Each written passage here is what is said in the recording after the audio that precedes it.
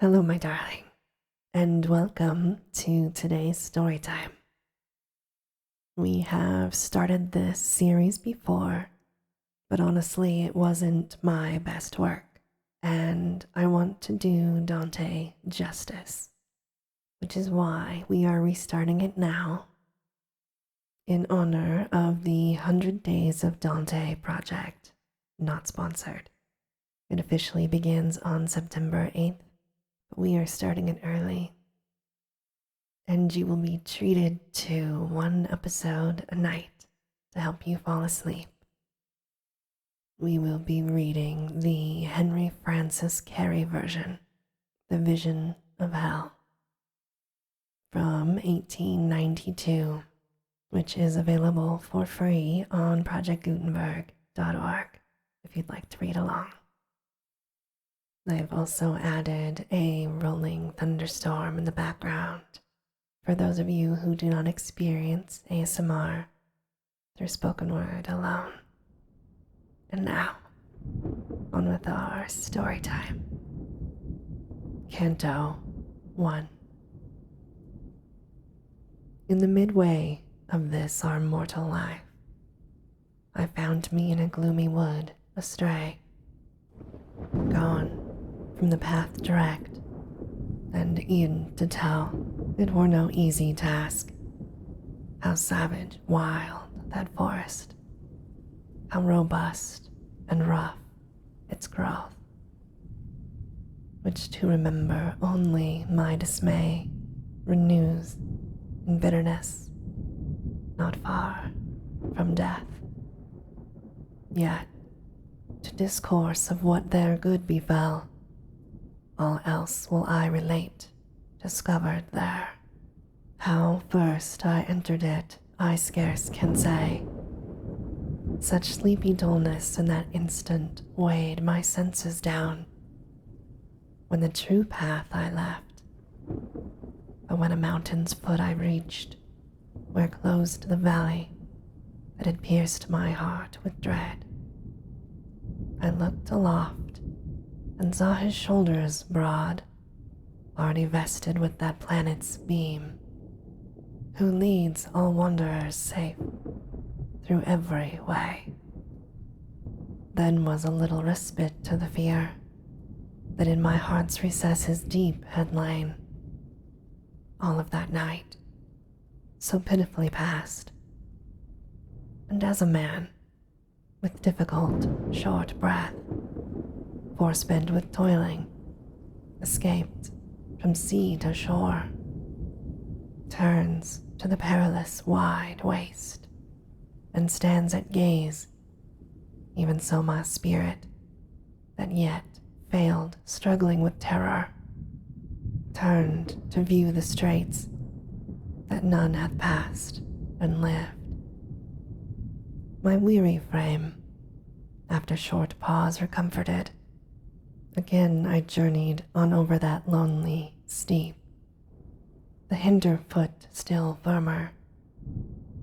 Scarce the ascent began when lo, a panther, nimble, light, and covered with speckled skin, appeared, nor, when it saw me vanished, rather strove to check my onward going, but oft times with purpose to retrace my steps, I turned.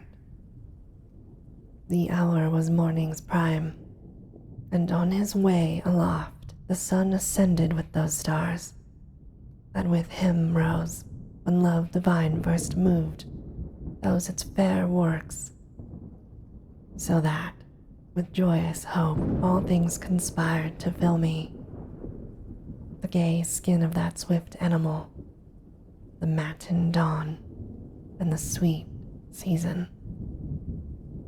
Soon that joy was chased, and by new dread succeeded, when in view a lion came against me, as it appeared with its head held aloft and hunger mad, that even the air was fear-struck.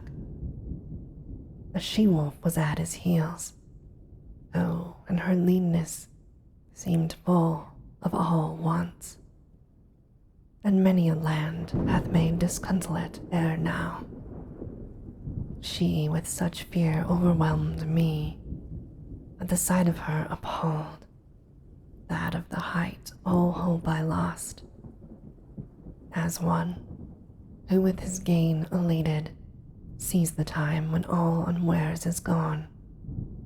He inwardly mourns with a heart-gripping anguish. Such was I, haunted by that fell beast, never at peace, who coming over against me, by degrees impelled me, where the sun, in silence, rests. While to the lower space with a backward step I fell, my ken discerned the form one of one, whose voice seemed faint through long disuse of speech. When him in that great desert I espied, have mercy on me, cried I out loud. Spirit, or living man, whatever thou be. He answered, now not man. Man once I was, and born of Lombard parents, Mantuana both by country, when the power of Julius yet was scarcely firm. At Rome my life was passed beneath the mild Augustus, in the time of fabled deities and false. A bard was I, and made Anchises' upright son the subject of my song, who came from Troy, when the flames preyed on Ilium's haughty towers. But thou, say wherefore to such perils past returnest thou? Wherefore not this pleasant mount ascendest, cause and source of all delight? And art thou then that Virgil, that wellspring from which such copious floods of eloquence have issued? I, with front abashed, replied, glory and light of all the tuneful train, may it avail me that I long with zeal have sought thy volume, and with love immense have conned it over. My master thou and guide, thou he from whom I alone have derived that style, which for its beauty into fame exalts me.